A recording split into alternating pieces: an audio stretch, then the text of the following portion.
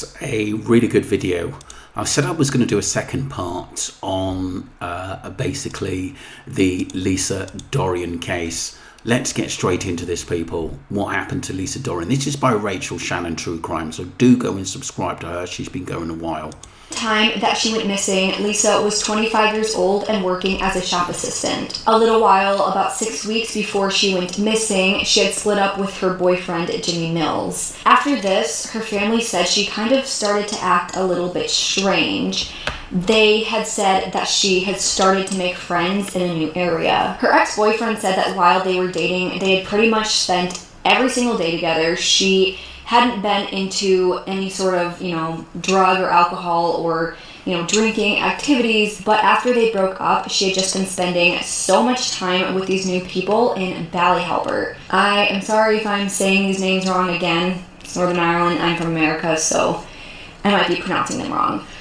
But either way, these friends seem to be a very bad influence on Lisa, and were involved in all sorts of drug use, drinking, and partying. With her naturally outgoing and adventurous personality, this seemed like a very bad mix for Lisa. So on the evening of February 27th, 2005, Lisa had been partying in a home of a woman named Naomi Drysdale. Later that night, into the morning of February 28th, Lisa went over to a different party in a Ballyhart caravan park. Now, this is a popular site for vacationers and partygoers during the summer months. However, since it was still pretty early spring, the area was pretty much deserted because it was still pretty cold out. This party did involve a lot of drugs and drinking, and Lisa and several of her friends were partying in a caravan on site, and one of these people that were at the party with her was a man named Mark Levette, who was the park's groundsman at the time. We don't know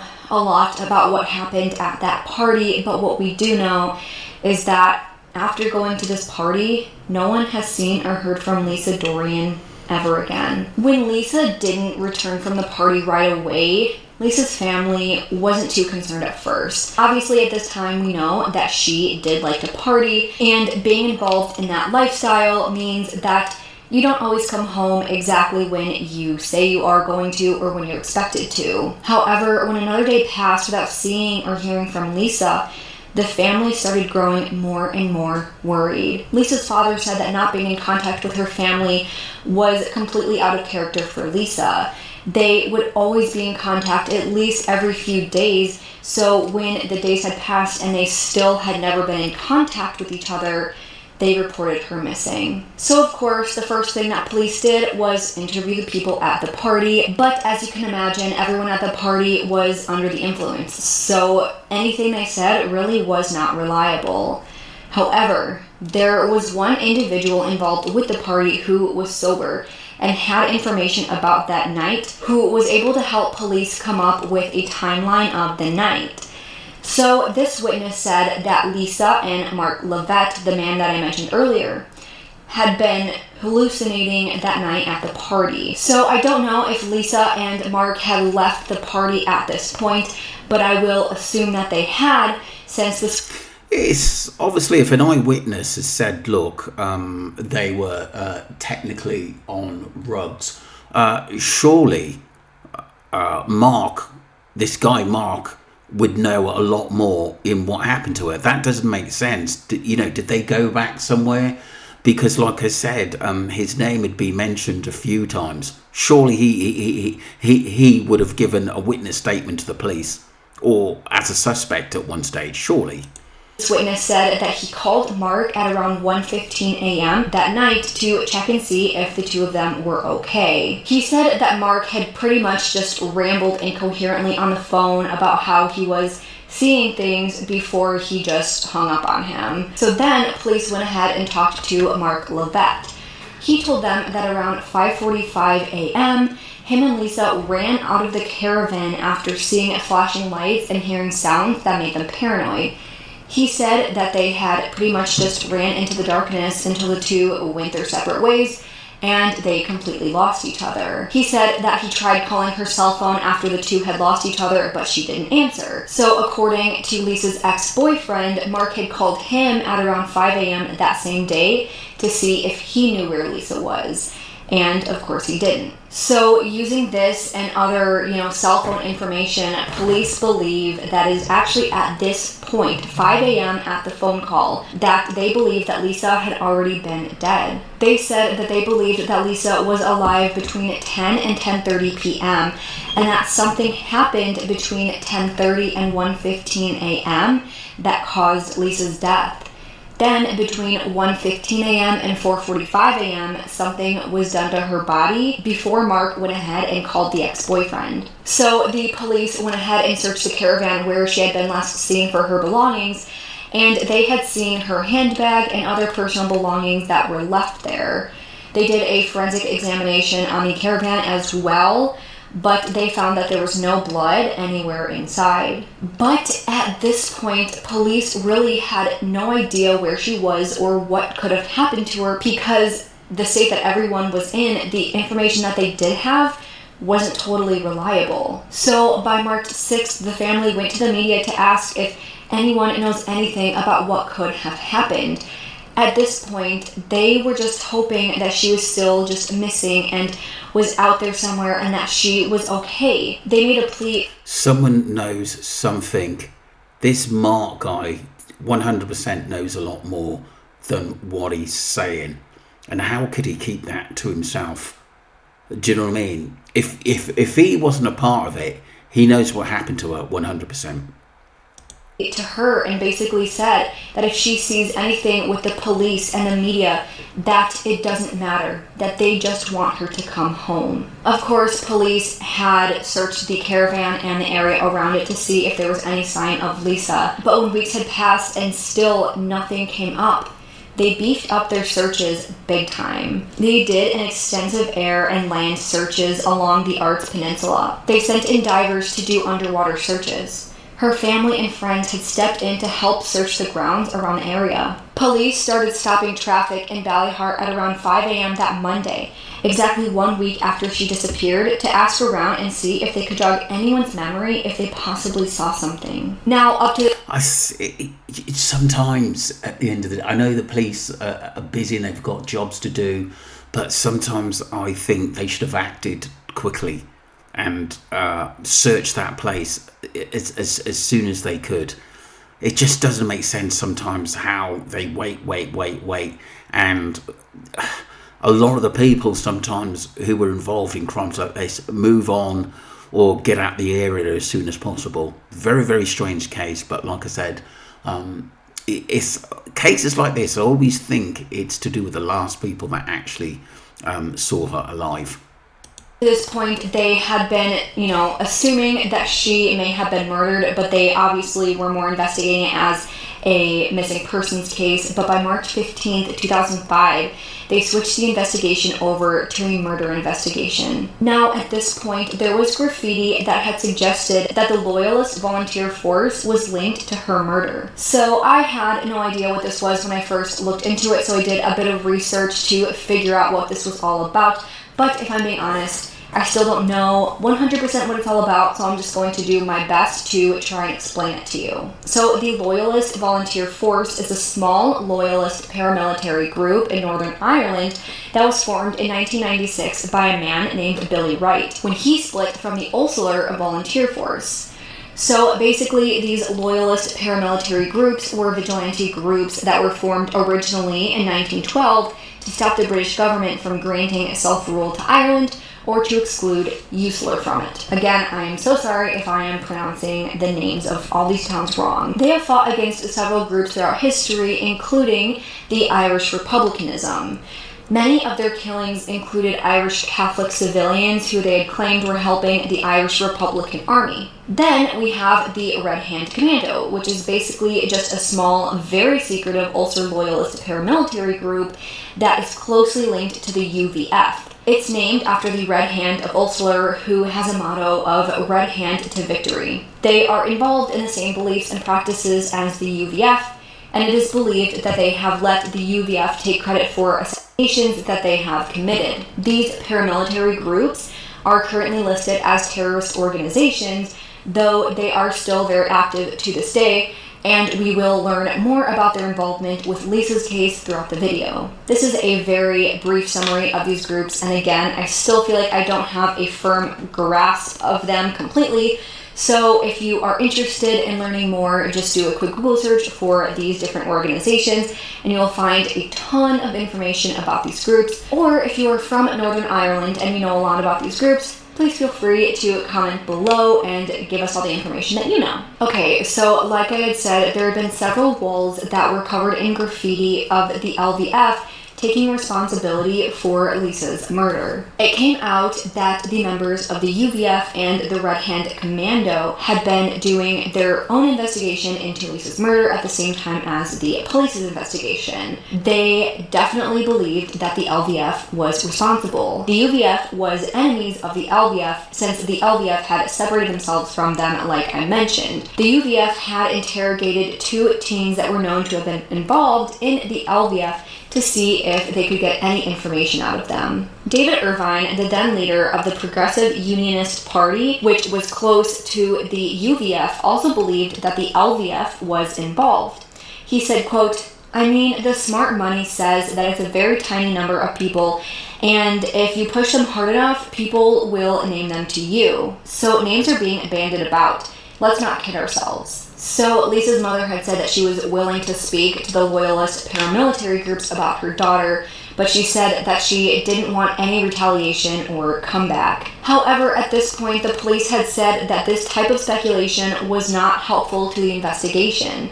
None of these organizations had any legal backing or any actual authority to investigate a crime. They believed that them claiming to be responsible was preventing people from coming forward with information for fear of being harmed. By the end of April, there was still absolutely no sign of Lisa, and the family was desperate for any clues. They put out a £10,000 reward for any information leading to the recovery of Lisa's body because, again, at this point, they were going off of the assumption that she had likely been killed. They just wanted the chance to bring her home and give her the proper burial. So as the investigation was going on, police started to suspect that Lisa's body was hidden in the water around the Ards Peninsula. So police came to the media to speak to the public and ask anyone to come forward if they were a boat owner, if they had suspected that their boat had been tampered with at around the time that Lisa went missing. They had also asked that anyone... Oh, there's a lot to this case. There is a lot to this case. Obviously, a Irish group involved and say that they obviously had something to do with it. Sometimes you don't know what to believe. Is it just to cover or basically just to put them out there, their name out there? You know, sometimes groups and people do things for attention. Who had privately bought or sold a boat since the beginning of February of that year to come forward. However, as far as I've seen, nothing actually really came of this. Years had passed with no leads, but the investigation into her murder continued. By October of 2012, police searched an area of farmland near Comber County Down to see if they could find a vehicle that is thought to have been used in the murder. They searched the area using new forensic technology that they had said hadn't been available when she initially went missing, but again, as far as I know, nothing came of this. Once again, the investigation was at a standstill, and everyone was pretty much losing all hope. But then, on June 28th, 2015, a convicted murderer claimed that he actually knew what happened to Lisa. So a man named Jimmy Seals came forward to a newspaper called The Sunday Life, saying that Lisa had been killed and buried in a sealed container on an illegal landfill site near Ballywaggon County Down. Again, why would he say this? This is just off-key. So many theories. It's just unbelievable. Why would he say this? That's mad. This is one of those things that I saw in a few articles, but found absolutely no further information on, which is really weird that this was just kind of breezed over. But because I only saw it mentioned, I didn't really see anyone go into much further detail. I want to assume that police probably looked into this and found that Jimmy Seals probably was not being truthful or, did not find him to be responsible. Otherwise, we obviously still wouldn't be searching and investigating. After this, there had been several more searches throughout the years, with the most recent one being in 2019, but to this day, nothing has been found. One of the most tragic aspects to this case is that in late December of 2015, just after Christmas, Lisa's mother, Pat, had actually died from a massive heart attack. Lisa's sister said, quote, "There was no joy left in my mom's life anymore. She loved us and she loved her grandchildren, but there was no real happiness because she knew she'd never see Lisa again. My mom literally died of a broken heart." Wow. I did do a video a couple of days ago on this and heard that obviously the young lady's mum had died, which was just awful. And like I said, thinking and putting so much effort into, trying to find justice for Lisa is just out of order. It really, really is, how time could go by and it still hurts every day as a mother and a father, Whoever made sure Lisa disappeared broke my mother's heart and killed my mother too. They took Lisa from us, and finally, they took my mom from us. So now let's get into some of the main theories in this case. After 15 years of absolutely no answers, police have one suspect in mind. They believe that this person had strangled Lisa in the caravan and then recruited a close relative to help dump her body. They believe that this person was someone that Lisa had owed money to in relation to drugs. Many people believe that this person is also part of the UVF. Many people believe that the UVF coming out and trying to do their own investigation was a way to distract attention away from them, when in reality, it was one of their men who was responsible. The Sunday Life had been investigating into the UVF's involvement with Lisa's murder, and they believe that for the past 3 years that Lisa's murderer had been protected by the UVF because he is the son of a member of the Red Hand Commando who also has a child with the sister of a UVF boss. They said that the UVF knows very well. There could be a possibility. Like I said, they are really, really important people involved. And there's a possibility why that body hasn't been found, because of the, how can I put it? These big political people involved in this case. It would make a little bit of sense what he did to Lisa, but say that they don't really do anything about it, and had even given this man a job at a UVF taxi firm, which involved him taking vulnerable women home at night. The UVF's leader, Bunter Graham, came out with a statement telling the UVF to stop protecting this person. He said that he didn't know about them protecting this individual, and he wants to distance them from the murderer. So I don't know a lot about politics over in Northern Ireland, but this seems to be a pretty hefty accusation that does seem to have some backing. But aside from that, I do want to go ahead and talk about other people who could be involved. The main person believed to be involved is Mark Levette. He was the last person who had seen her alive. There you go. This is my thoughts. The last person to see her alive. I always go back to when you look at cases, someone always knows something. If I was out, with a friend and left them with someone at the end of the day, I would know exactly what time it was, because I'm one of those. I like to look after my friends when we go out and make sure they get home or get a taxi, or if my girlfriend's out and out with friends, I make sure they're all right and where they are. So if I've got to pick them up, I tend to know where to go. And has not spoken to police or Lisa's family about what had happened to her after the initial interview. For the past 15 years, he had not broken his silence. Plus, his story from the very beginning seemed very suspect. I will also mention that after her disappearance, he has been convicted of possessing offensive weapons and drugs. So at the very least, we know that he's not totally innocent of any crimes. So to me, that seems like the main person whose name has been brought up in pretty much every article that I have read in connection to being responsible. But I will mention that there are a few other names that have been brought up, as possible suspects in the investigation. So a convicted drug dealer named Mark Smith was named in graffiti as being responsible for the murder. I'm not sure whether this was the LVF graffiti that I had mentioned. I think that it probably was, but again, I'm not totally sure.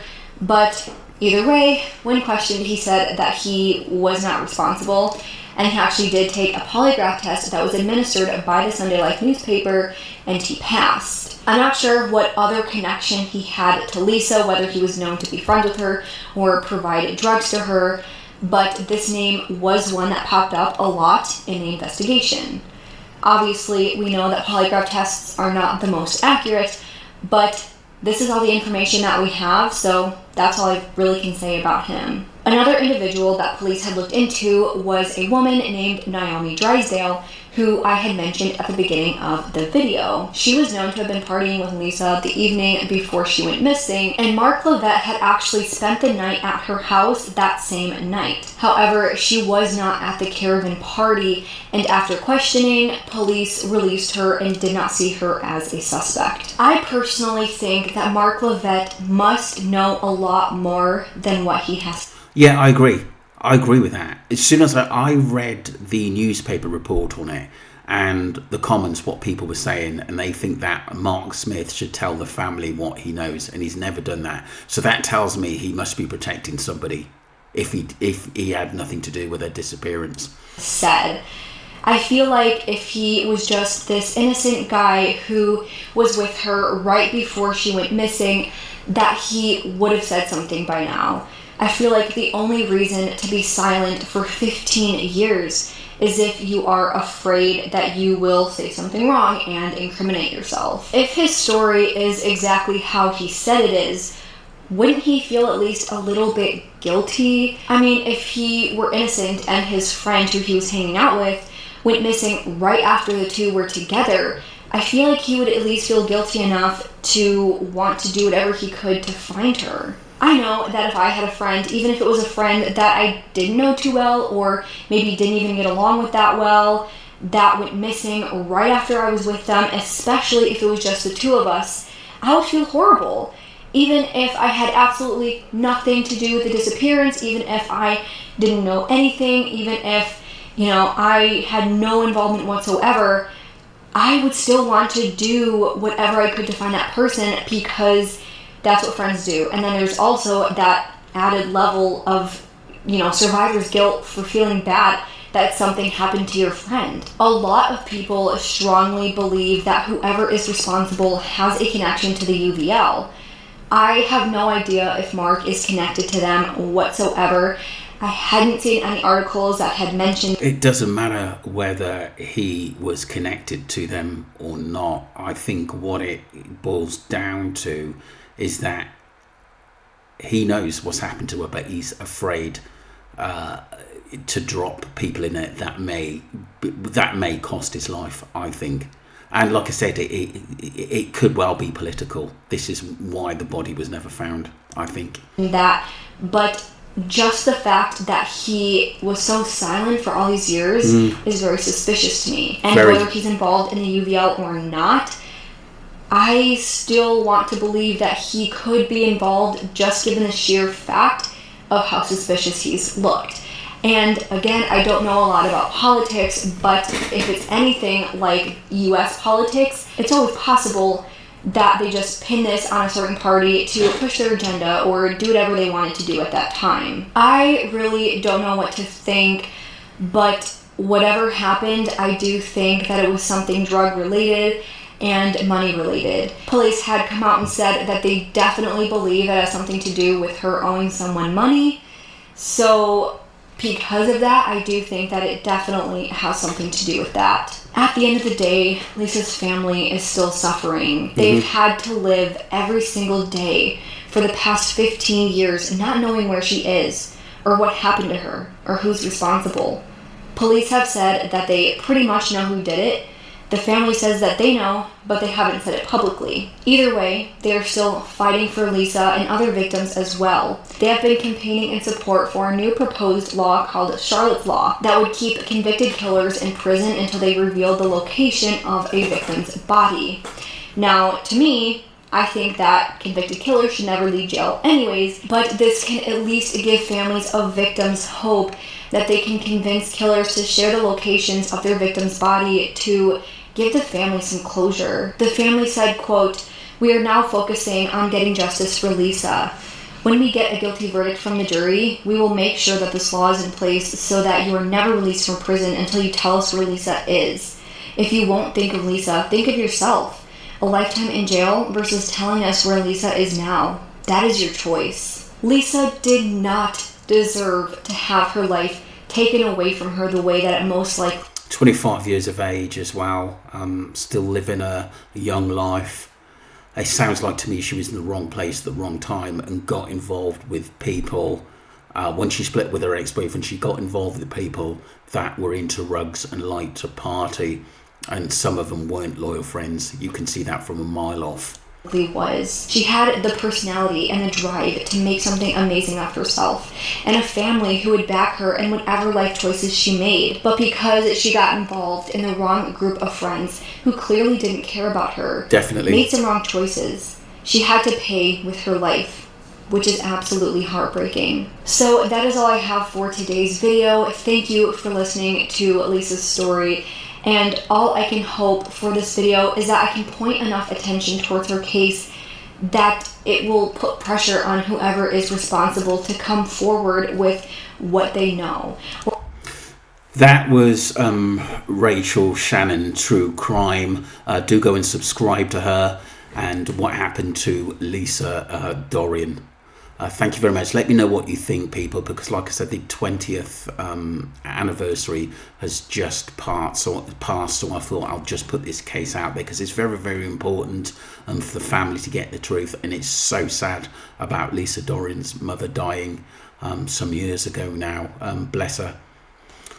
Thank you for your support, people. Appreciate you. We'll do some more videos on this as well.